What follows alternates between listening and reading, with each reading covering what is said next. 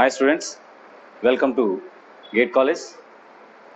Last class we discussed about the concept called computer for individual users. On that we discussed about what are the computers used in the individual persons. That means only one person is going to work at one time. But today's concept is computer for organizations. What is computers for organizations? The computers which are used in the organizations. Why? Is there any differentiation? Yeah, sure. In the organization computer systems, it is having a special feature called handling more users at a time. That means the computer systems ఏవైతే వాడుతున్నామో ఆర్గనైజేషన్లో అవన్నీ కూడా ఎలా ఉంటాయంటే చాలా మంది యూజర్స్ని handle చేసే విధంగా ఒకే టైంలో హ్యాండిల్ చేసే విధంగా ఉంటాయన్నమాట. Computers for organization. Some computers handles the need of many users at the same time. ఒకే టైంలో ఈ యొక్క కంప్యూటర్స్ మెనీ యూజర్స్ని హ్యాండిల్ చేయగలుగుతాయి. These powerful systems are often more used by the organizations such as banks, schools and etc. Organizations ఏవైతే ఉన్నాయో అంటే different type of organizations handle number of users కస్టమర్స్తో యూజ్ చేస్తున్న గూగుల్ కావచ్చు, ఎల్ఐసి ఆఫీస్లో ఉన్న మెయింటైన్ చేసే డిఫరెంట్ టైప్ బ్రాంచెస్ ఉన్న డిఫరెంట్ ఏరియాస్లో ఉన్న బ్రాంచెస్లో ఉండి కూడా కావచ్చు, ఏటీఎం సెంటర్స్ కావచ్చు, యూజ్ చేసే బ్యాంకులు కావచ్చు, చాలా డిఫరెంట్ యూజర్స్ని చాలా మంది చిన్న బ్రాంచెస్ ఉండి ఒకే సర్వర్లో వాళ్ళ డేటా అంతా కూడా స్టోర్ చేసుకొని రన్ చేస్తూ ఉంటుంది. దట్ ఈస్ డేటా అంతా కూడా ఒక చోట ఉన్నట్లయితే దానికి యూజ్ చేసే వాళ్ళు డిఫరెంట్ ఏరియాస్ నుంచి యూజ్ చేస్తూ ఉంటారు. Support what we are using in the ATM centre. ATM centre నువ్వు ఎక్కడి నుంచి అయినా డ్రా చేయొచ్చు. చేసిన తర్వాత మీరు డ్రా చేసిన అప్డేట్ మెయిన్ సర్వర్ సిస్టమ్కి స్టోర్ అవుతుంది. అలాగా ఒకే టైంలోనే రిజల్ట్స్ వచ్చినప్పుడు ఒక సిస్టమ్ నుంచే మీకు యాక్సెస్ దొరుకుతుంది. That means you are getting a results అన్నప్పుడు మీరు ఒక్కరే కాదు, మల్టిపుల్ యూజర్స్ అంతా కూడా ఒక్కసారిగా చాలా మంది లక్షల్లో ఉన్న స్టూడెంట్స్ అంతా కూడా ఒక్కసారిగా ఆ రిజల్ట్ని టార్గెట్ చేస్తారు. ఆన్ ద టైం అక్కడంతా నుంచి రిజల్ట్ అంతా వచ్చేది కూడా ఒక కంప్యూటర్ నుంచే. ఆ కంప్యూటర్ ఒకే టైంలో ఎన్ని లక్షల మందిని హ్యాండిల్ చేస్తుందండి. That is the thing. That is type of organization computers అంటారు. The largest organization computer supports thousands of individual users at the same time and from the thousands of miles away. పర్టికులర్గా ఒక area నుంచే కాదండి, different areas నుంచి వచ్చే రిక్వెస్ట్లను కూడా ఈ server అనేది క్లయింట్స్ రూపంలో ఉండి ఉన్న యూజర్స్ అందరికి కూడా అదే టైంలో వర్క్ అయితే సాటిస్ఫై చేస్తూ ఉంటుంది. సో ఇవి 4 టైప్ ఆఫ్ కంప్యూటర్స్ అండి. వీటిని 3గా కేటగిరీస్ చేస్తారు. Network servers, main frame computers, mini computers and super computers. ఈ నాలుగు కూడా టైప్ ఆఫ్ కంప్యూటర్స్ అని కూడా చెప్పొచ్చు. ఈ యొక్క పర్ఫార్మెన్స్ని మెయింటైన్ చేసుకొని వీటిని ఈ విధంగా డివైడ్ చేయడం జరిగింది. Let's see what is a network servers. Network servers అంటే ఏంటి? ఈ నెట్వర్క్ సర్వర్స్ చూసే ముందు ఒకసారి దాని యొక్క పిక్చర్ ఒకసారి గమనిద్దాం. This is a network system అని చెప్తాం. Why? Because 2 or more computers ఒకదానికి ఒకటి కానీ కనెక్ట్ అయి ఉన్నట్లయితే 2 or more computers connected with each other through a wire or wireless, అలా ఉంటే నెట్వర్క్ అంటారు. ఇప్పుడు ఇవన్నీ కూడా నెట్వర్క్ సిస్టమ్ అంటారు. వై? బికాస్ ఒక చోటకి అన్ని కూడా కనెక్ట్ అయి ఉన్నాయి. చూడండి, ఇక్కడ మెయిన్ ఏంటంటే ఇవన్నీ కూడా నార్మల్ పీసెస్. ఇది సర్వర్ సిస్టమ్ అంటారు. ఇది బ్యాటరీ బ్యాకప్ కోసం ఒకటి పెట్టుంటారు. ఇది ప్రింటర్స్, అదర్ డివైజెస్. ఈ అన్ని డివైజెస్ని కూడా ఒకే చోటకి కనెక్ట్ చేయబడి ఉన్నాయి. సో దట్ మీన్స్ డేటా అంతా కూడా సర్వర్ సిస్టంలో మెయింటైన్ చేస్తుంటారు. ఆ డేటాని కూడా అన్నిటికీ షేర్ చేయబడి ఉన్నారు. దట్ మీన్స్ డేటాని షేర్ చేసుకోవడం కోసం ఈ యొక్క సర్వర్ ఉంటుంది. స్టోర్ చేసుకోవడానికి, రిట్రీవ్ చేసుకోవడానికి సర్వర్ ఉంటుంది. ఈ క్లయింట్స్ ద్వారా దీంట్లో ఉన్న డేటాని రిసీవ్ చేసుకోవచ్చు. ఈ క్లయింట్స్ ద్వారా ఈ సర్వర్లో ఉన్న డేటాని అప్డేట్ చేయొచ్చు.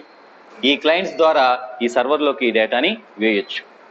అదేవిధంగా ఈ యొక్క ప్రింటర్ని ఈ సర్వర్ ద్వారా యూజ్ చేసుకుని ఈ కంప్యూటర్స్ అన్నీ కూడా వర్క్ అవుతాయి. ఇక్కడి నుంచి కూడా ప్రింట్ చేయొచ్చు, ఇక్కడి నుంచి కూడా ప్రింట్ చేయొచ్చు. వై? బికాస్ ఈ సర్వర్ ఏం చేస్తుంది? ఈ ప్రింటర్ని హ్యాండిల్ చేస్తుంది. కాబట్టి ఈ యొక్క క్లయింట్ సిస్టమ్స్ అన్నిటిని కూడా ఈ ప్రింటర్ యూజ్ చేసుకుంటుంది. ఈ ప్రింటర్ని అన్ని క్లయింట్ సిస్టమ్స్ యూజ్ చేసుకుంటున్నాయి త్రూ సర్వర్.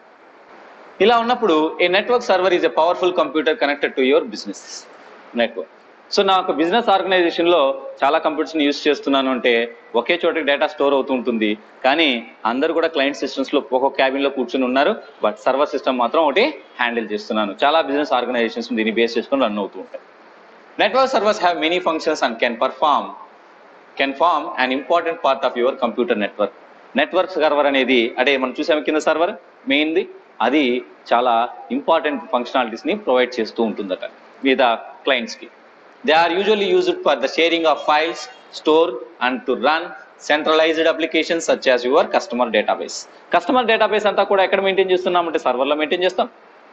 దాన్ని ఒక్కొక్క క్లయింట్ వాళ్ళు ఉపయోగించుకుంటూ వాళ్ళ యొక్క నీడ్ బట్టి ఇస్తారు. ఒక సపోజ్ ఇక్కడ డిపాజిట్ జరిగింది అనుకోండి, డబ్బులు డిపాజిట్ చేశారని సర్వర్కి డేటా వెళ్తుంది. ఇక్కడ విత్డ్రాల్ చేశారనుకోండి, విత్డ్రాల్ చేశారని చెప్పి ఇక్కడికి వెళ్తుంది. ఏవైనా సరే ఇన్ఫర్మేషన్ అంతా కూడా సర్వర్కి స్టోర్ అవుతూ ఉంటుంది, దట్ ఈస్ ఫైల్స్ రూపంలో. దాంట్లో ఉన్న అప్లికేషన్లు కూడా దాంట్లో షేర్ చేయడం జరుగుతుంది. Many of the functions traditionally performed by servers can now be carried out through the cloud computing instant. Right now ఈ మధ్య మనం ఎక్కువగా వింటున్నది ఏంటంటే క్లౌడ్ కంప్యూటింగ్ అంటారు. క్లౌడ్ కంప్యూటింగ్ నథింగ్ బట్ మీ మొబైల్లో కూడా క్లౌడ్ కంప్యూటింగ్ అనేది ఉంటుంది. దట్ మీన్స్ మీ యొక్క మొబైల్లో ఉన్న డేటాని క్లౌడ్లో స్టోర్ చేసినట్లయితే ద డేటా అనేది క్లౌడ్లోకి షేర్ అయిపోయి స్టోర్ అయిపోయి ఉంటుంది. When you want change the mobile, మీరు మొబైల్ చేంజ్ చేసిన తర్వాత కూడా ఒకసారి రిట్రీవ్ అని తీసుకున్నాం అనుకోండి, క్లౌడ్లో ఉన్న స్టోర్ చేసిన కంటెంట్ అంతా కూడా మెల్లగా మీ కొత్త మొబైల్లోకి రావడం జరుగుతుంది. అంటే ఇప్పుడు క్లౌడ్ అనేది నెట్వర్క్ సర్వర్ లాగా యూజ్ అవుతుంది. Like this.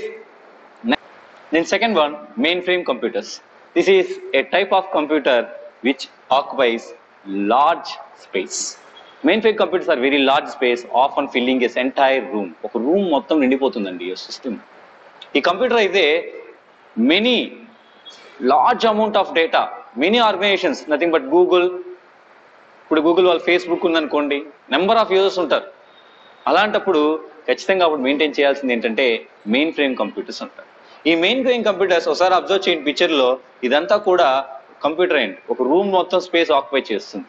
వీటిలో అంతా కూడా ఏం చేస్తుంటారు అంటే డేటాని స్టోర్ చేస్తూ ఉంటారు. డేటా మొత్తం ఈ యొక్క రూమ్లోనే స్టోర్ అవుతూ ఉంటుంది.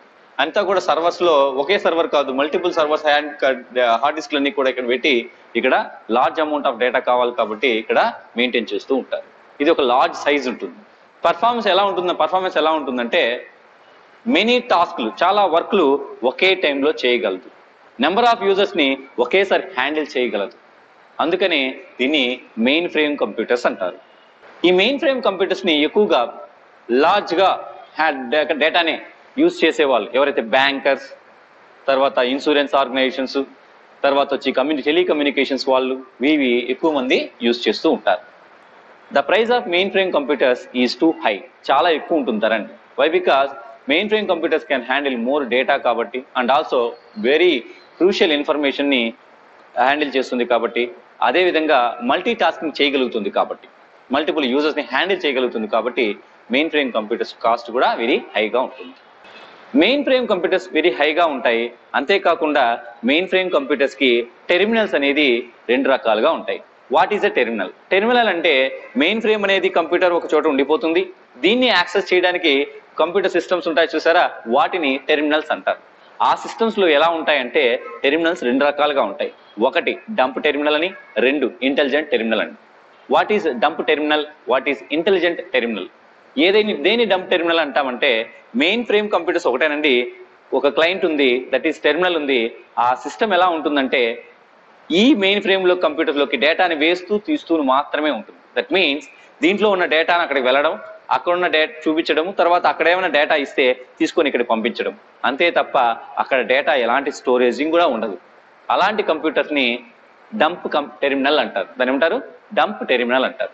ఒకవేళ టెర్మినల్ ఎలా ఉందంటే అక్కడి నుంచి డేటాను పంపిస్తుంది, ఇక్కడి నుంచి డేటాను తీసుకుంటుంది, అంతేకాకుండా ఇక్కడి నుంచి వచ్చిన డేటాని కూడా కొన్ని ప్రాసెస్ చేసి వేరే విధంగా చూపించగలుగుతుంది.